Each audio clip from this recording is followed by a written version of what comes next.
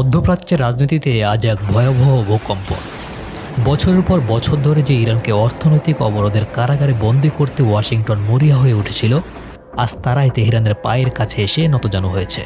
রাতের আধারে দৃশ্যপট পাল্টে গেছে। লন্ডন, প্যারিস, বার্লিন আর রোম থেকে আসা ঘোষণাটি পশ্চিমা সাম্রাজ্যবাদের অহংকার এক বিশাল বড় আঘাত। ইরানের উপর সব ধরনের আন্তর্জাতিক নিষেধাজ্ঞা পুরোপুরি তুলে নেওয়ার ঘোষণা দিয়েছে ইউরোপীয় শীর্ষ চার পরাশক্তি। এতদিন যারা তেহরানের অর্থনীতিকে ধ্বংস করার নীল নকশা এঁকেছিল, আজ তারাই যৌথ বিবৃতি দিয়ে স্বীকার করে নিয়েছে যে ইরানের সামনে মাথা নত করা ছাড়া তাদের আর কোনো উপায় অবশিষ্ট নেই।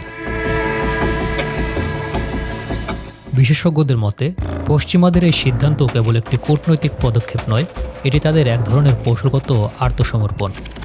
তারা পুরোপুরি বুঝতে পেরেছে ইরানকে আর হুমকি দিয়ে দমিয়ে রাখা সম্ভব নয়।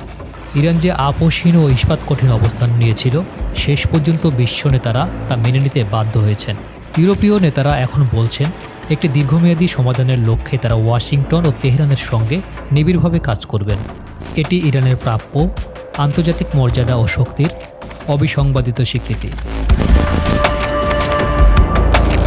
এই চুক্তির সুদূর প্রসারী প্রভাব পড়েছে বিশ্ব অর্থনীতি ও সমুদ্রপথের নিরাপত্তায়। জাপানের আইনমন্ত্রী হরমুজ প্রণালীতে অবাধ নৌ চলাচলের এই সমঝোতাকে স্বাগত জানিয়েছেন, যা পরোক্ষভাবে হরমুজ প্রণালীর চাবিকাঠি ইরানের হাতে থাকার সত্যকে নিশ্চিত করে। অন্যদিকে তুরস্কের প্রেসিডেন্ট এরদোয়ান এক বিশ্বের জন্য দীর্ঘ প্রতীক্ষিত সুসংবাদ বলে অভিহিত করেছেন। জাতিসংঘের মহাসচিবও এই চুক্তিকে মধ্যপ্রাচ্যের সংঘাত নিরসনে একটি মাইলফলক হিসেবে স্বাগত জানিয়েছেন। এই কূটনৈতিক সফলতা প্রমাণ করে যে মুসলিম বিশ্বের সমীকরণ এখন আর তেল আবিব ও ওয়াশিংটনের ইশারায় চলে না।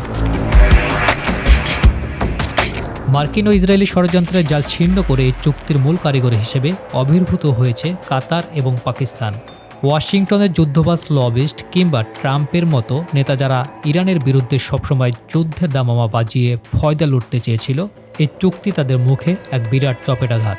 ইসরায়েল ও মার্কিন উস্কানিকে পাত্তা না দিয়ে বিশ্ব নেতারা এখন তেহরানের সঙ্গে বাণিজ্য করতে মুখে আছেন। দীর্ঘদিনের অর্থনৈতিক যুদ্ধ আর সামরিক হুমকিকে এক হাতে মোকাবিলা করে ইরান আজ বিশ্বমঞ্চে বিজয়ী হিসেবে দাঁড়িয়েছে। তবে প্রশ্ন উঠেছে, এটা কি মার্কিন সাম্রাজ্যবাদের চূড়ান্ত পতন এবং নতুন পরাশক্তি হিসেবে ইরানের উত্থানের ইঙ্গিত?